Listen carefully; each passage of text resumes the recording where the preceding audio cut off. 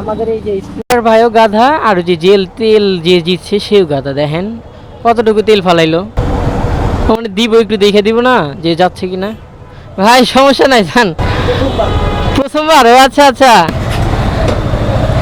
যাক নেক্সট বার ভালো হবে। এইটা লাগাই দিই। আই 500 টাকার দাও। তোমার কয় না ভাই?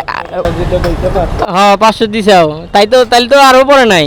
প্রথমবার নতুন বাইক কিনছে। ক্লিপটা আটকে নেন, ওই মুখার ক্লিপ একটা আছে। হ্যাঁ হ্যাঁ ঠিক আছে ভাই, দেখে শুনে সাবধানে চালায়েন, তাই হইব। প্রথম, হ্যাঁ। কই গেল? ওই তো আমাদের সেই ভাই চলে যায়। ভাই আমার বলতে মানে অনেকটুকু তেল পড়ছে, 100 থেকে 150 গ্রাম তেল পড়ছে ওনার বাইক থেকে।